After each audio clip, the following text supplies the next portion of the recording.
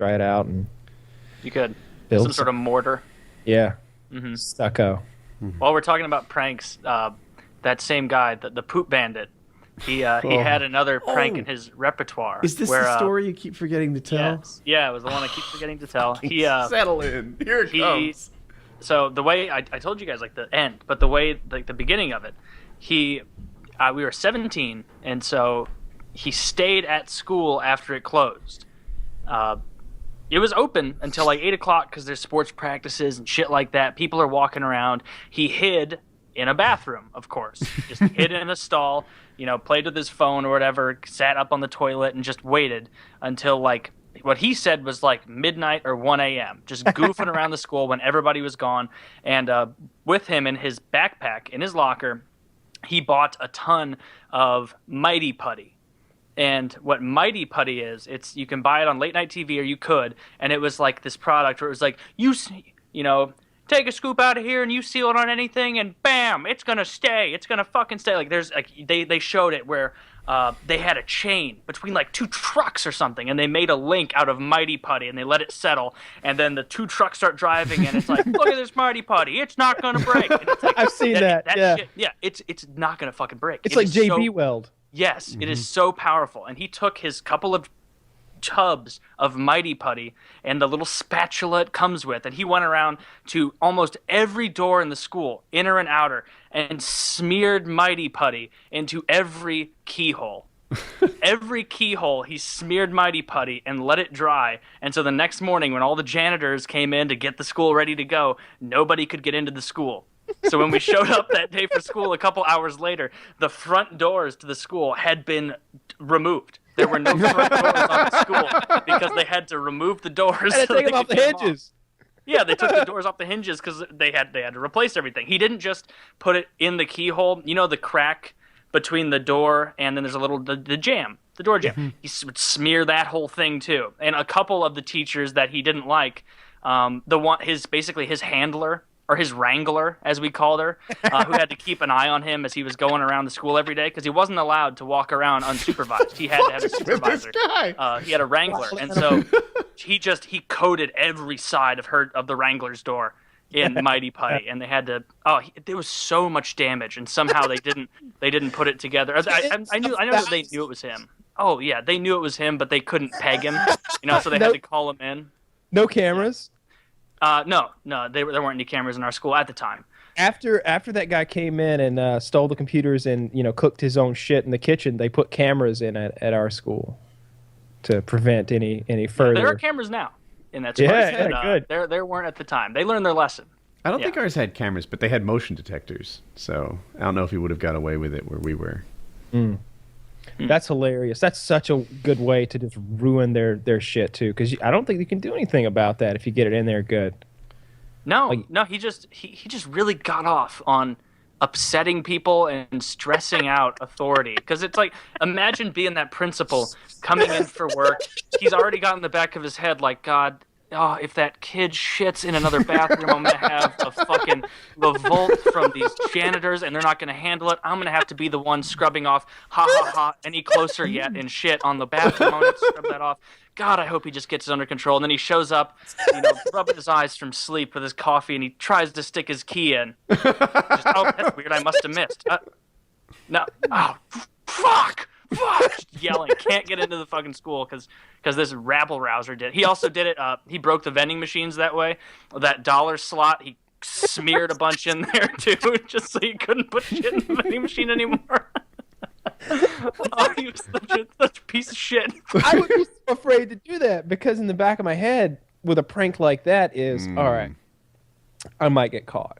So if I do get caught, let's make sure this is something that can be chalked up to boyish hijinks or something like that. He's going all or nothing. He's like, fuck him. If you put motherfucker. Put a round up penis on the football field, and then they'll charge you for grass seed. You owe us $23.75. There was like $16,000 in damage or something. Like it could be very expensive. Oh yeah. It's so much. He did another thing that he got I remember a big group of people got called into the office, like being interrogated because like I didn't know till later, but it was like, well, so and so and so and so and so and so and so and so come into the office or report to the office. And it was like, well, what the fuck is this about? These are the rabble rousers.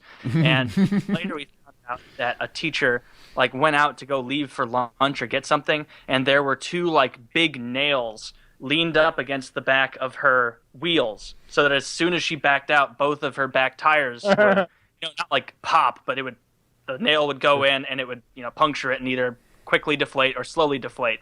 And that was decided that it was a very dangerous thing, that she could be like dead on the road or something if that happened. And so there was like a cop or something there to interrogate them and ask them. Never found out it was him. I don't even know if that one was him, but yeah, that one was even worse than the Mighty Putty, I think, because that could actually get someone hurt instead of.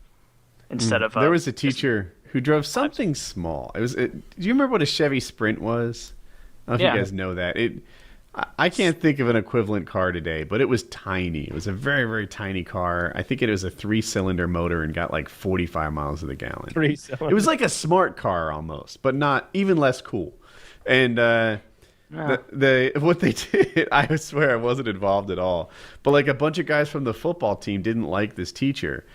So in the parking spot, like there was a parking lot outdoors, they took it and they rotated it sideways, so that now he was stuck in between the 2 cars next to him. And they were just, jumpity, jump until it rotated sideways. And they did this to that fucker like all the time until they got caught. It was like a regular... Until they got a bigger car. It was like a regular thing. Like, let's get Mr. McNally and lock him in his spot again. And you have to wait for one of the people next to him to leave first because he was rotating. That's so funny.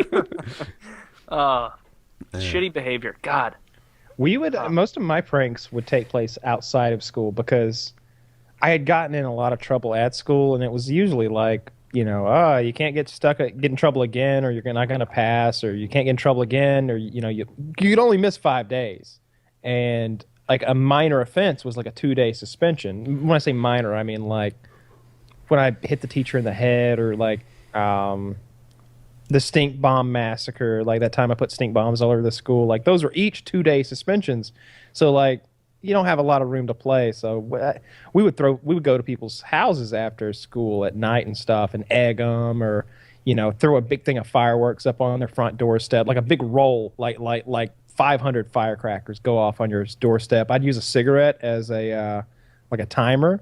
You just light a cigarette, tear the cigarette in half, and then stick it onto the fuse, and then when it burns down, that way you can jog back up the road.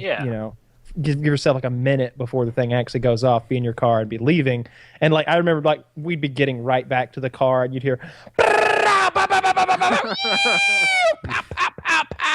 and just be like, yeah. Like as we drive away. Yeah. We do that shit all the time. That same kid told me he did. I never believed him for this one, but there was a teacher that was not liked by anyone. And just one day, like he left after lunch, and it was like, oh, I guess he wasn't feeling well. And like a week later, the poop bandit, that guy told me, I don't know why I was always so privy to these things. Like, we weren't good friends. Wait a minute, but you weren't the poop bandit, were you? I was not the poop bandit. No. These are really ballsy things. I'm not the poop bandit. But he told me, the reason that, and he talked like that. He's like, the reason Mr. Johnson left last week? I was like, no, Mike, why did he leave last week? He's like, I put 5 tabs of acid in his coffee in the teacher's lounge. And I was like, did you actually put a bunch of acid in his coffee? He's like, yeah, man, yeah. My buddy sells some, and I got a bunch of it, and I put it on his coffee. He was like freaking out, man. And he left. He had another teacher drive him home. And I was like, I didn't know whether to believe him or not, but that is one of the genuinely meanest things that you could do to someone. Is like, as you're like teaching, and you like imagine you point at a kid like, Jesse, shut up, up, and like your arm starts like extending towards her in a weird. I feel like this is something that would happen to the alternate universe teacher version of Quibble Cop, right? Just someone drugs his food, drugs you. Yeah, he's he screwed. didn't even get drugged. Like it was funny, his stories where he was like, and then I got drugged and I didn't know what to do, and I asked him, is there drugs in this? And he said yes, so I take it. And it's like, well, then you didn't get drugs. Someone gave you free drugs. So what you're saying is you do a lot of drugs. Okay. That's not how his stories went. Yeah, that's what it sounded like to me. It sounded like it was lost in translation almost. He'd be like, they drugged me. So they gave you drugs? Yeah, they gave me the drugs and I took them. I was drugged. I'm like, No, but you knew they were drugs. Well, I had a pretty good idea. that was he'd be like, I thought it might have been a pot cookie, so I asked him. They said it wasn't, so I ate it. I like it. He's like, there's always drugs in my food. So I asked him, are there drugs in my food? And they're like, no, but there's always drugs. So I knew. We brought a big plate of regular cookies to this blowout party. Who likes, oatmeal raisin? Fucking nobody. There's drugs. Nobody's eating regular cookies at a big blowout jam.